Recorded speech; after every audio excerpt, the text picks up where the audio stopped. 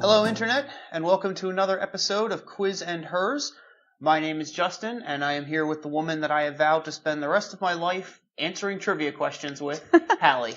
Hi. This is our trivia podcast where we test each other's knowledge and the strength of our relationship in a 10-week battle for trivia supremacy. After one game apiece, I am up 5 points to 2.5. 2.5. And today, Hallie has a chance to make up some ground. Other half. Here's how the game works. Each week, one of us writes 6 questions for the other person. They come from each of the following categories: history, geography, science, sports and games, arts and literature, and sounds and screen. That's music, movies, and TV. Each game will also have one theme to which all the questions will relate. So, for example, our previous 2 games were about The Twilight Zone and Game of Thrones. Each correct answer is worth 1 point, and whoever has accumulated the most correct answers after the end of 10 weeks, that's 5 games apiece, wins a fabulous prize, which is, I don't know, I've got like $2.26 in my wallet, Thanks. Yes. Okay. I will take that. Also, after each question, the quizmaster will present a brief discussion to give more background information about the question and the answer. So even if you are a titan of trivia and you get every question right, stick around afterwards and you still may learn something that you didn't know before. Are you ready to play, Hallie? I'm ready. All right. I'm up 5 to 2. Here is your chance to get some redemption. 2.5. Uh-huh. I call today's game Getting Your Polyhedr'On. Okay. Because all 6 questions will relate in one way or another to the 3-dimensional figures known as polyhedra. Whoa. That is awfully specific. Actually, it turns out that you can relate a lot of stuff to this, so. But, like, how do you even come up with relating all your questions to polyhedra? Actually, I came up with it because there was a question I wanted to ask, which I then later scrapped in favor of a different question. So, completely random. Yeah, there's no real reason. Are we going to start with what's a polyhedra?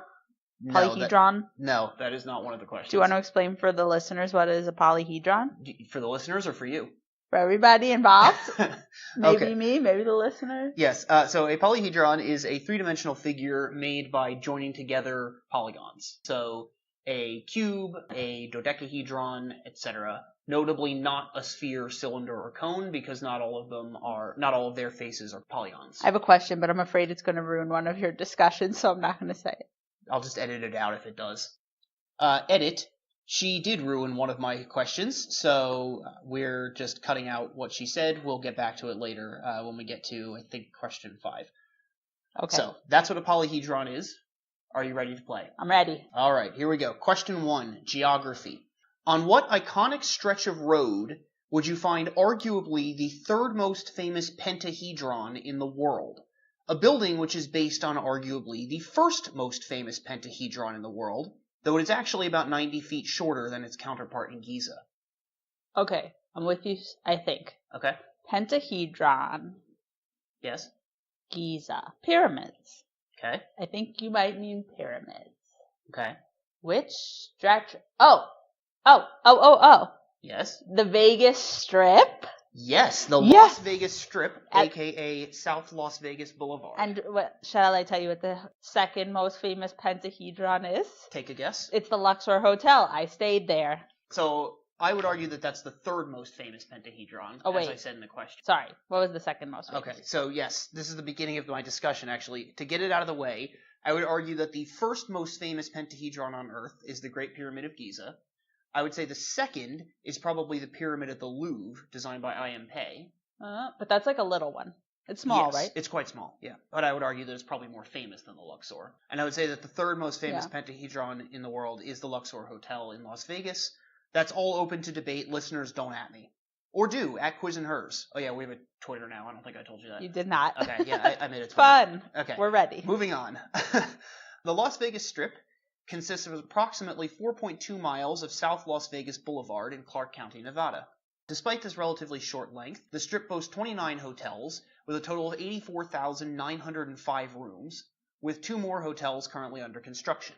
Strictly speaking, the Strip is the portion of South Las Vegas Boulevard that runs from Sahara Avenue to Russell Road, though the name is sometimes used less formally to refer to a larger geographic area, including other resorts and hotels. Wait, did you say the name of the road? Yes, South Las Vegas Boulevard. Oh, okay, sorry. But the name is sometimes used informally to refer to a larger area, including other resorts and hotels, even ones that are located on other roads nearby.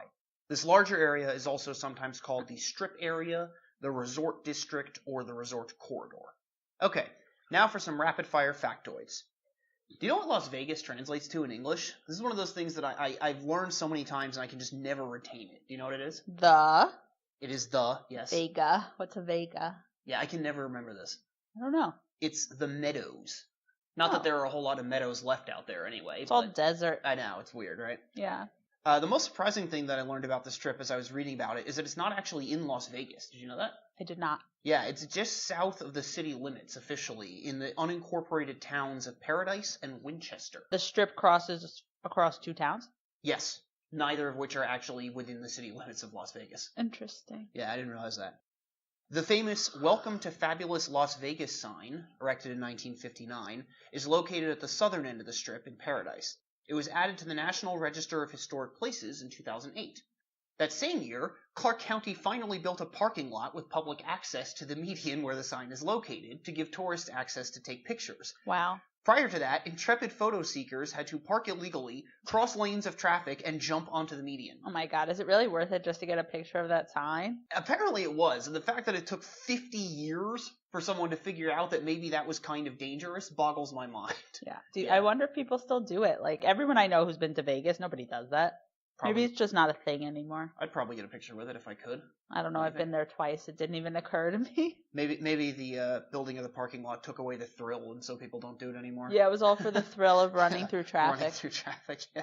There have been 8 occasions on which the blinding lights of the Strip have been dimmed out of respect for the recently deceased. 6 of them honored recently passed entertainers: Elvis Presley, Sammy Davis Jr., Dean Martin, George Burns, Frank Sinatra, and Don Rickles. The 7th occasion honored Jerry Tarkanian, the former basketball coach at the University of Nevada, Las Vegas. And the most recent time the lights were dimmed was in 2017 in honor of the victims of the Las Vegas mass shooting. Yep. So that's a bit of a downer. Yep.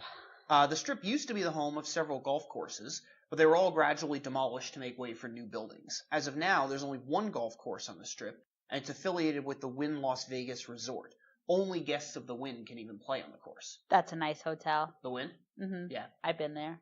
And lastly, public transit on the Strip is handled by a double-decker bus service known as the Deuce. The Deuce. They should probably change that name. It's about cards. Yes, I get that. That's not what I think of when I hear the phrase the Deuce. That's sad. Vegas is fun. I know, I'd like to go. I'll take you there. All right. Question 2. History.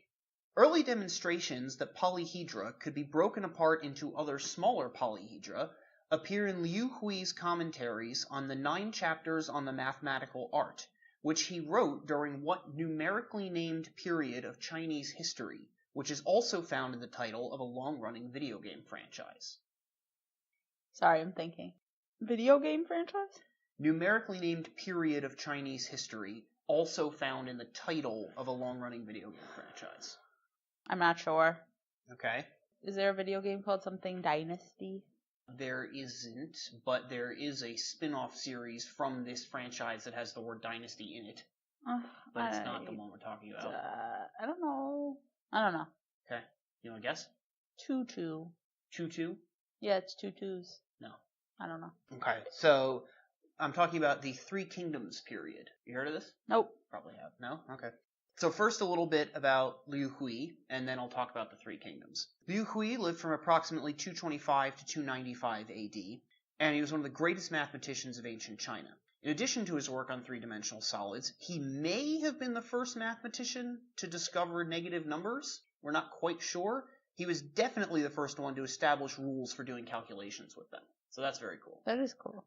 Yeah. There's a theory that it may have been easier for Chinese mathematicians than European mathematicians to come up with this concept, because the Chinese concepts of like balance and yin and yang and positive and negative sort of playing off each other would have been easier to think of this, which I think is cool. It's so interesting that like nobody thought of negative numbers before that. Yeah.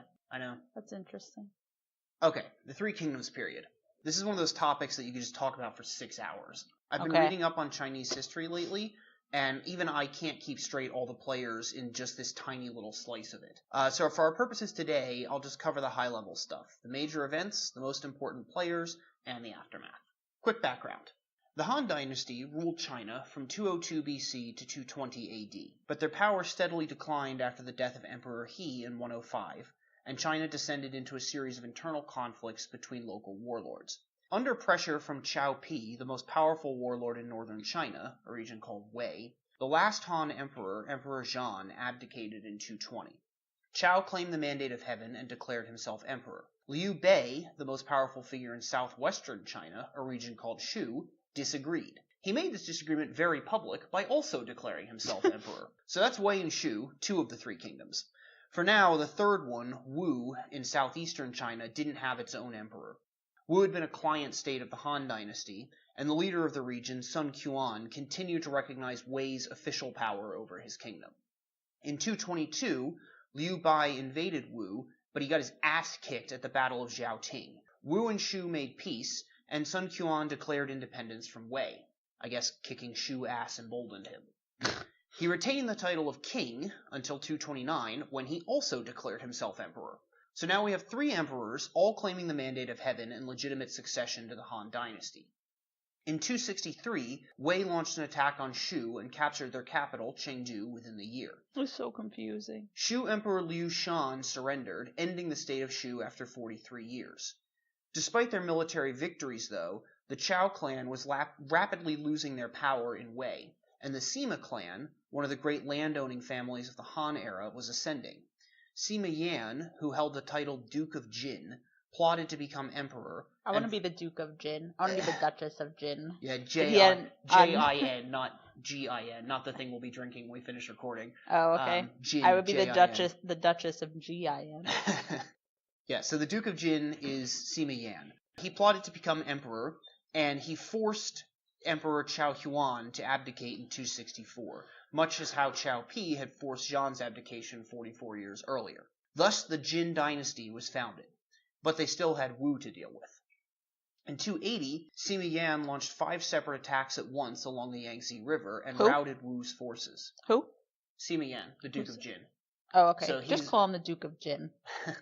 Much simpler. So he is now the emperor of Wei, right? So Wei has defeated Shu under the Chao clan, right? Okay. Then Sima Yan, who's the Duke of Jin, forced the Wei emperor to abdicate and declared himself emperor. So even though it's complicated. I know. I told you there's a lot to keep straight, and this is like a fraction of it. Okay. This is enough. I know. I know. I'm trying to give you like the most important stuff that like might come up in a trivia setting. Like there's so much more detail to this that I can't remember. Yeah. So basically, right, so we had the 3 kingdoms. We have Wei, Shu, and Wu. Now we just have 2 kingdoms, right? Shu is gone, so now it's just Wei and Wu, right? So Wei, under the Chao clan, conquered Shu. Then the Chao clan's last emperor was forced to abdicate by Sima Yan. So he's the emperor of Wei now, and he launched an attack. Okay. Yeah. So he launched 5 separate attacks at once along the Yangtze River and routed Wu's forces, reuniting the territory of Han China under the Jin dynasty and ending the 3 kingdoms period. Of course, the Jin only held all of that territory for 24 years, at which point northern China shattered into numerous short-lived belligerent states in the so-called 16 kingdoms period. The dynasty collapsed entirely in the year 420. And lastly, that video game series I mentioned in the question. Yep. Romance of the 3 Kingdoms, released in 1985, was a turn-based tactical role-playing strategy game, which sounds like they just took a bunch of magnetic poetry of video game genres and threw it at a refrigerator. Words. Yeah, exactly. Turn-based tactical role-playing strategy game. No wonder I've never heard of this. It has since spawned 12 sequels, not counting spin-offs. Whoa. 12. Do people still play it? Someone must be buying it. I've never heard of it. Yeah, I've never played it. I've heard of it. I don't know. Anyway, question 3. Arts and literature.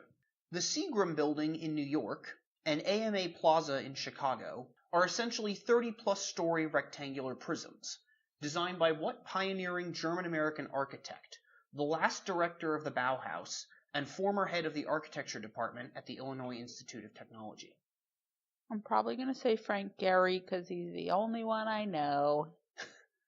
I'm going to say Frank Gehry. It's not Frank Gehry. Damn it.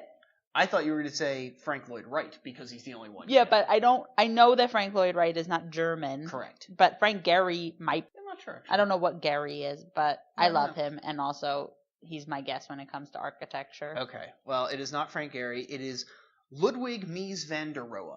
You knew I wouldn't know that. No. So when it comes to architects, there are basically 5 or 6 of them that ever come up in trivia. And he's one of them? He's one of them. I've never even heard of him. So it's Frank Lloyd Wright, Le Corbusier, Mies van der Rohe, Frank Gehry, Christopher Wren, who's much older than the others, and I think that was maybe 5. 1 or 2 others.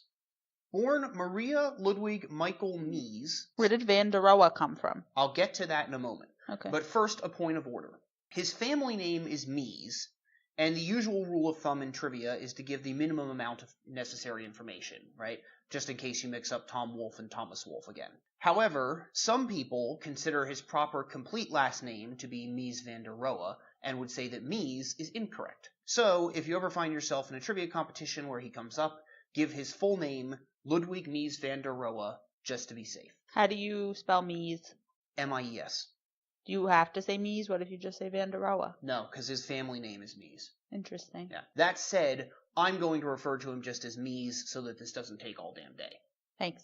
Yes. Okay. Maria Ludwig Michael Mies was born on March 27, 1886, in Aachen, Germany.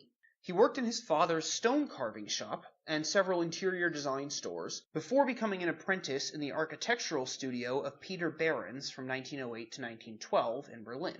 There he worked alongside fellow future legends Walter Gropius and Le Corbusier. Oh yeah, Gropius is another one who comes up a lot. Gropius. Yes. He's in the song. Yes. Okay, sorry. He's in the song Alma by Tom Lehrer. If you're going to say that, you have to explain it. So he's in the Tom Lehrer song, and you should all listen to it. It's called Alma. Yeah, it's great. Go listen if you have any interest in the Bauhaus. Yes, definitely. Mies reinvented himself during his time in Berlin, transforming from a humble tradesman's son to an avant-garde architect operating among Germany's cultural elite. He changed his name, adding his mother's maiden name Rohe and Vander, a Dutch preposition meaning of or from, to suggest noble lineage. He couldn't use the German von because it was legally restricted to people actually born to German nobility. Wow. So basically, Maria Ludwig Michael Mies became Ludwig Mies van der Rohe to sound fancy and important. It does sound fancy and important. Yeah, I'd say it worked. Yeah, definitely. Yep. Prior to World War I, neoclassical architecture was very much in vogue, but the architectural community turned against this style after the Great War, viewing it as a symbol of the failed aristocratic culture of Europe. The top architects started looking for a new style that would reflect the rationalist ethos of the emerging modern society. Mies eschewed ornamentation, preferring clean lines, rectangular forms, and simple expressions of materials' colors. His philosophy is best captured by the phrase, less is more, which he was known for saying. He's a minimalist. Yes. And his own description of his work as, quote, skin and bones architecture. In 1930, Mies became the director of the avant-garde Bauhaus School of Design at the request of founder Walter Gropius. He closed the school 3 years later before the Nazis could do it for him. He closed the Bauhaus? Yes. And did it ever come back? No. That was it? That was it. It was done? Yes. Because if he didn't close it, the Nazis were going to. So good for him, I guess. Yeah. He then emigrated to Chicago, taking a post as head of the architecture school at IIT, for which he designed numerous buildings. Mies continued designing throughout his life, and I'll get to his most famous works in a second. He died on August 17, 1969, at the age of 83, and is buried among other notable Chicagoans in Graceland Cemetery. Mies' first major work was the German pavilion for the International Exhibition in Barcelona in 1929. The pavilion was only intended to be temporary, and it was torn down less than a year later, but a group of Catalan architects reconstructed it permanently in the 80s. Oh, that's cool. Yeah. Was it a polyhedron? No. Does a pavilion have a certain shape, or it's just No, I named think a pavilion for what goes on? Yeah, I think it's just like an open architectural kind of design. Right? Okay.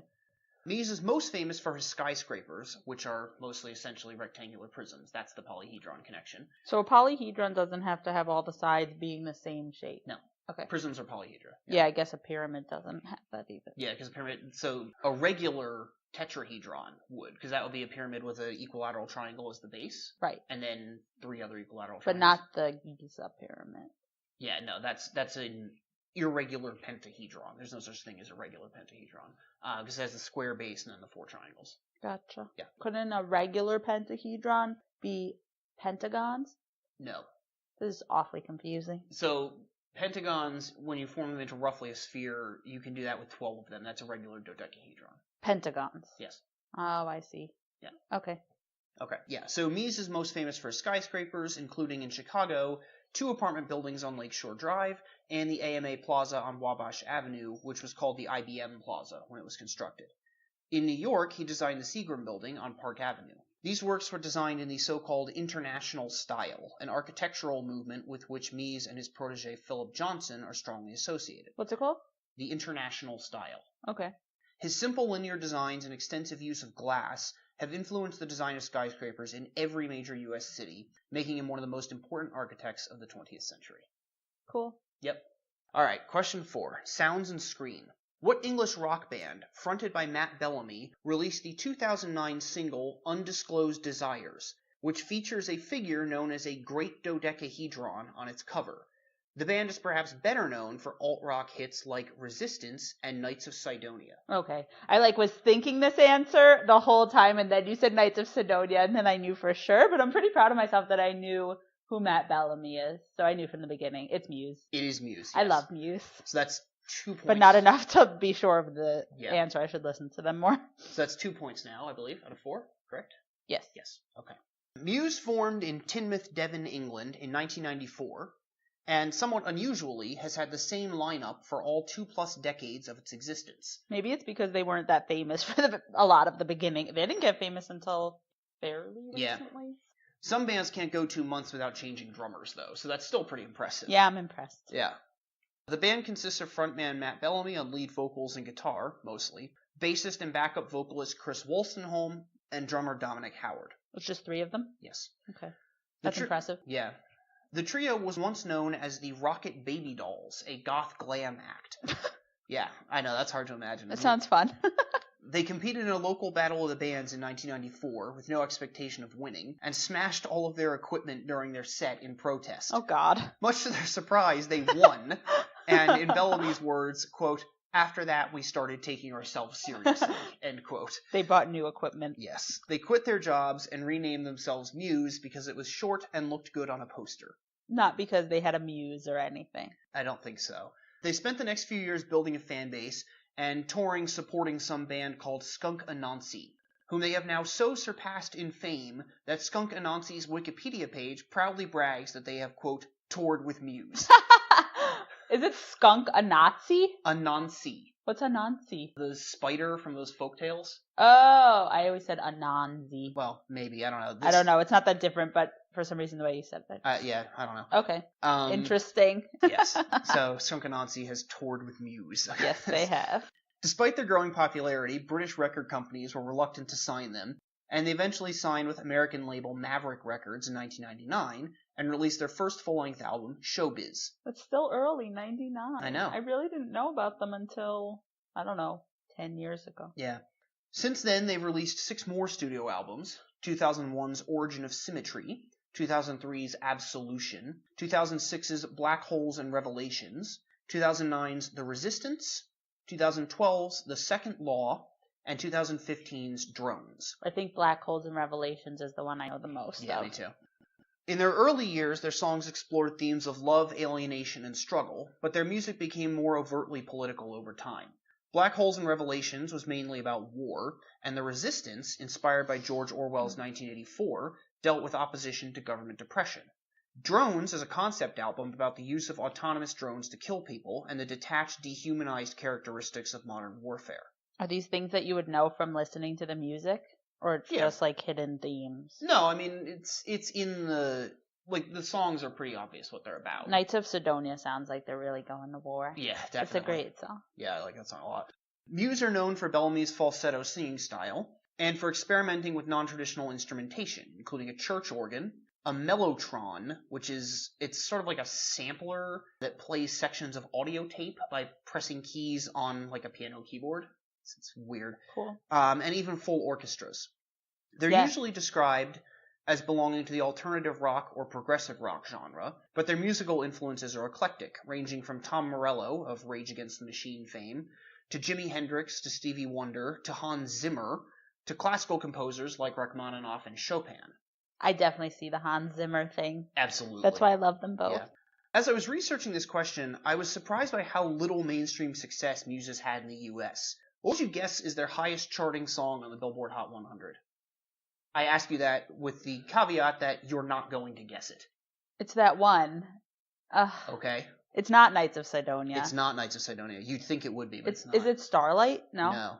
It's that third one. It's not coming to me. What's it called? It's Uprising. Oh, that wasn't even what I was going to say. Yeah. What was the one I was thinking of? I don't know. Yeah, so their highest charting song on the Billboard Hot 100 is Uprising, which only peaked at number 37. Wow. In fact, they've only had 3 songs chart on the Hot 100 ever. And what were they? Uprising, Madness, and Neutron Star Collision. None of those were what I was thinking. I know. I don't know what I was thinking. Most of their success has come overseas and on the alternative charts. So Okay. they haven't really broken into the mainstream pop scene very But like much. most of my friends have listened to Muse. Like most people I know who Muse is. Yeah, I think a lot of people listen to them. They just don't show up on like the hit stations, really. That's sad. I agree. All right, question 5.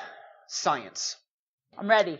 This is the one you ruined. I know. A molecule consisting of 60 carbon atoms arranged in a truncated icosahedron is named after what architect and inventor who patented the geodesic dome, which its structure vaguely resembles? Buckminster Fuller. Yes, very good. Yay! You know what? I wasn't 100% sure that I was going to get his name right because I just knew Buckyball when you said Polyhedr'On, but I had this whole time to mull it over. Yep, So. Buckminster Fuller. Very good. Yes, so this arrangement of carbon atoms is actually called Buckminster Fullerene, which is the second greatest thing I've ever heard, but it's often referred to as Buckyballs, which is the greatest thing I've ever heard. Yes. Awesome. Fuller himself is a noted writer and inventor, but since this is a science question, I'm going to not really talk much about his life. I'm just going to focus on the bizarre molecules that bear his name. Okay. Buckminster Fullerene is one member of a broader class of carbon molecules called fullerenes, which include other roughly spherical arrangements, as well as carbon nanotubes, which are made of graphene, a flat sheet of carbon atoms arranged in a hexagonal lattice, wrapped into a cylindrical shape. My organic chemistry professor at Cornell is one of the people that helped invent, like, graphene, like, sheets. Really? Yeah. Oh, that's cool. True story. That's cool. Yeah, I didn't know that.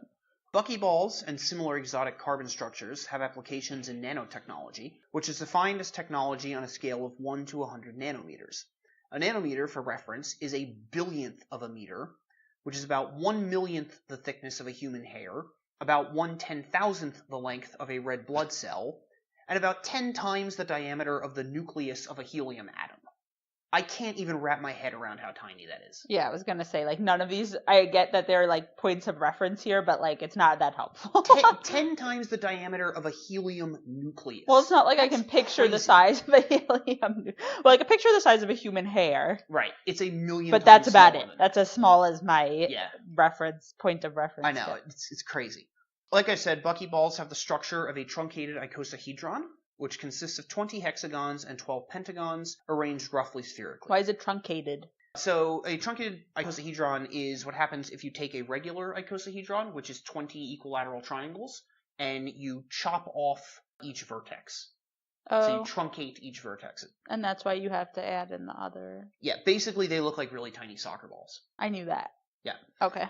They were first produced by a research team at Rice University in 1985, and the discoverers won the Nobel Prize in Chemistry in 1996, 11 years later. They have some really interesting properties. They're the largest objects in which we've observed properties of both particles and waves. According to quantum mechanics, all objects have this duality, but large objects are predominantly observed to exhibit particle properties, not waves. Right. As a solid, Buckminster Fullerene is soft, like graphite, but when compressed under high pressure, it becomes a super hard diamond. So you can have, like, a buckyball diamond? Yes, you can. Wow. But it wouldn't, at normal pressure, you wouldn't get that. You need to compress it to something like 30% of its original mass, or something like that. I don't have the exact number here, but it was something like that. Cool. Do they actually make them? Could I get one? No, I don't think you can buy these commercially, because so far there haven't been any commercial applications of Buckyballs. But they're so weird, we'll eventually find some use for them. Yeah, but people would buy diamonds with that. I mean, but it's probably cheaper to just make an artificial diamond. I see. Right. Yeah, like what's the point? Yeah, exactly. Like you don't need to do it with Buckyballs. All right. The other type of fullerene, carbon nanotubes, on the other hand, might be able to do anything. Okay. They're the strongest and stiffest material ever discovered. They're great thermal conductors along the tube, but great insulators on the outside, making them very efficient conductors of heat. Interesting. They have unique electrical conductive properties that I don't really understand. The problem for now is getting them scaled up to macroscopic sizes. The longest carbon nanotube ever produced was less than 2 feet long. So right now, the only way we've been able to use them on a large scale is as, quote, bulk nanotubes, which is basically a bunch of disorganized fragments. This arrangement isn't nearly as strong as individual tubes, but it is still quite strong. So it's like a tube and it's thinner than a human hair? Way thinner, yeah. It's crazy. But scaled up, it's the strongest material ever produced. Wow. And it's not even close. Okay. And in fact, even just these disorganized little fragments, these bulk nanotubes they're called, are actually quite strong as well. In fact, they've been discovered naturally occurring in Damascus steel from the 17th century, which might account for the extraordinary strength that Damascus steel is known for. What's Damascus steel? It's like the strongest steel ever made. Oh. And no one really understands why it's so strong. Did you talk about this in the last episode? No. Oh, never mind. We also use bulk nanotubes in baseball bats and bikes, but come on. How cool is that? Naturally occurring carbon nanotubes might be what makes Damascus steel so legendary. That is cool. And going forward, the sky might be the limit with these things. Nanotubes could potentially be used to make paper-thin batteries, more efficient solar panels, ultra-strong bulletproof clothing, even super high tensile cables to support space elevators. This stuff is basically vibranium, but even more defiant of the laws of physics. And it's going to goddamn change the world. Cool. Isn't that awesome? Are they working on it? Yes, intensively. Cool. There's a ton of people working on this. Wow. Yeah. Alright. Question the last. Sports and games. Alright. What casino game could be described as an exercise in trying to predict the final spatial orientations of a pair of regular hexahedra thrown onto a felt surface? It's craps. It is craps. I like that question, though. I do too, yeah. But it wasn't that hard. Yeah. But I like. I like those questions that are like kind of a puzzle. Like you have to figure out what a regular hexahedron is. So it's right. a cube. Okay, what do you do? Oh, it's dice. Okay. Like, when you say casino game, and I'm already thinking about polyhedrons. Polyhedra. Until very late in the writing process, this was question 1. Maybe it would have been a little harder at the top of the game, but maybe. I don't know. I moved it to the end. That's okay. Anyway, craps is a dice game, often played in casinos. First, a bit of history. Craps is a simplified version of a British dice game called Hazard, and was first played in the US in New Orleans. The name derives from the French word crapaude, meaning toad. Crapaude. Crapaude. That sounds so fancy. Which means toad, referring to the way that players would crouch down to play. They look like toads. Crapaude means toad? Yes, crapaude is French for toad. I like it. Yeah. They're so fancy. Although it's French, so it's probably more like crapaud or something, right? Crapaude. You probably don't pronounce the last, 7 letters of the word. I think that makes it worse. This informal style of play, called street craps, was very popular among soldiers in World War II, and it developed into the version of the game that played in casinos, which is called bank craps. What's it called? Bank craps. Bank. Okay. Yeah, because you're playing against the bank, not against each other. Okay. I looked into the rules of bank craps, and they are insanely complicated. So I'm just going to cover the basics. This will not get you ready to play craps on the Vegas Strip. Shout out to question 1. But it will prep you to answer trivia questions. It all about comes the full game. circle. Exactly. There's some variation from casino to casino and how it's played anyway, so I'm just covering the high-level stuff. Okay. Okay, here are the basics. The player throwing the dice is called the shooter. Craps is played in 2 rounds. In the come-out round, players place line bets on pass or don't pass. The shooter. You've played craps? Really? I think I have. I mean, it wasn't at a real casino, but I think I've played it. I don't know. I feel like I've done it before, but with fake money or something. Interesting. Yeah, I've never played craps. That sounds really confusing. In the come-out round, the players place line bets on pass or don't pass. The shooter then throws the dice, and if he rolls a 7 or an 11, pass bets win even money, and don't pass bets lose. If he rolls a 2, 3, or 12, pass bets lose. No pass bets win on a 2 or a 3, and they push, that is, nothing happens, on 12.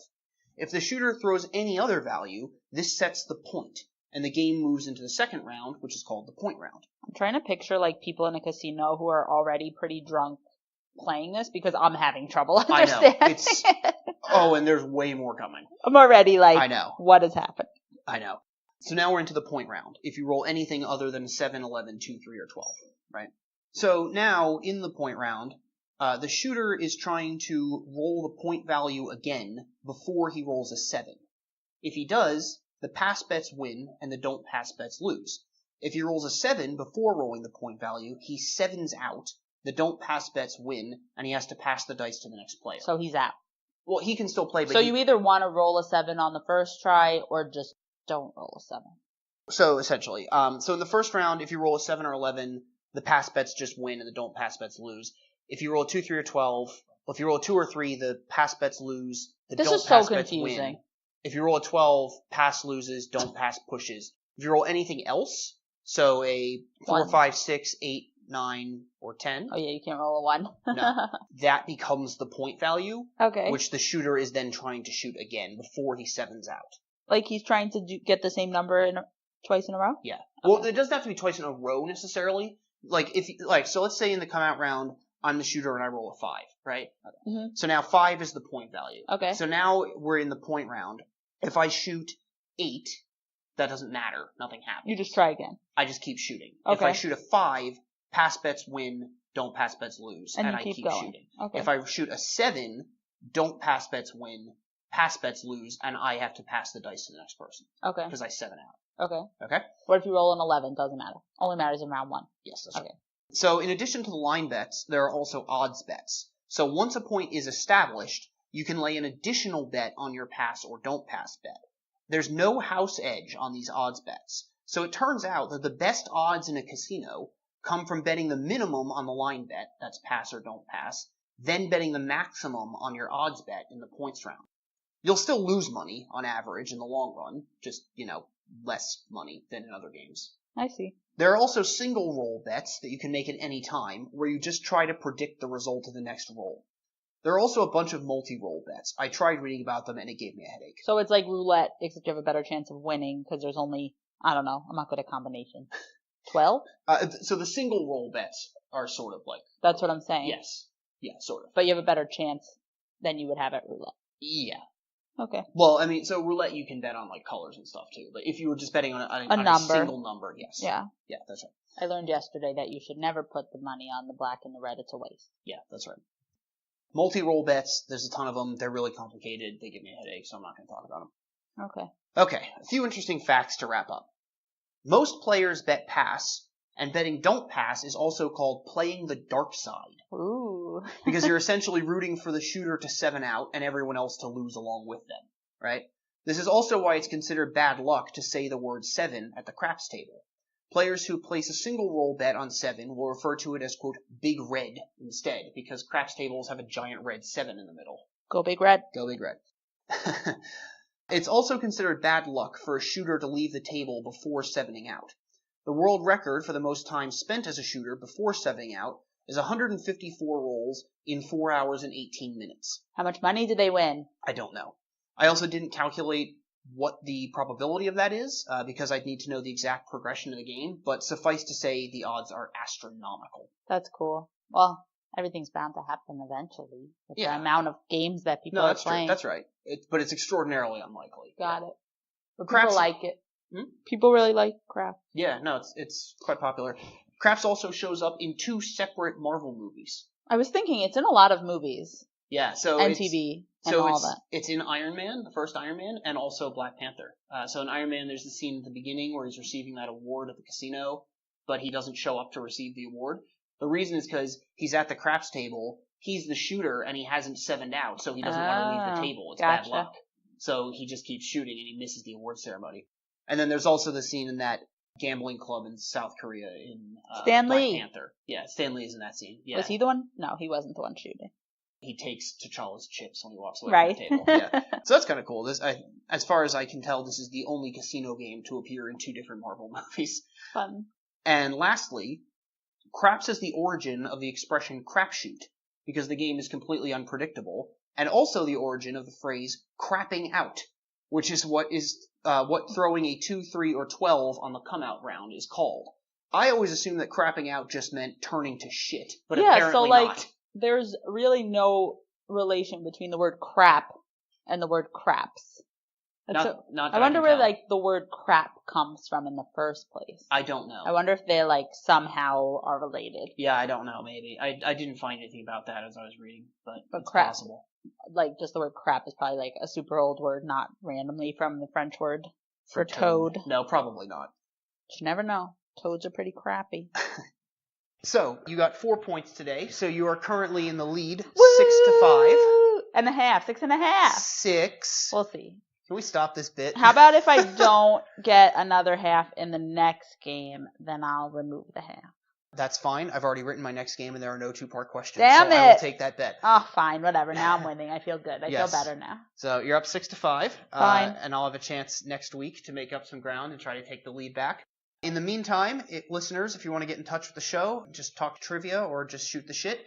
You can email us at... Shoot the craps. Shoot the craps, very good. You can email us at quizandhers@gmail.com or tweet us at quizandhers. Until next week, we will say goodbye. Bye.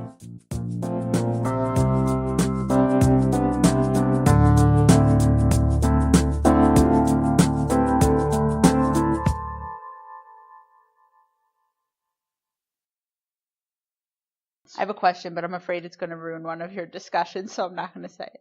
I'll just edit it out if it does. Is it a buckyball? Yes, that ruins one of my questions. so we'll take this out. Where are we just talking about a buckyball? I don't know, but you're screaming and the audio levels are going crazy. You got to keep your voice at a consistent level. I can't. You have to. It's hard.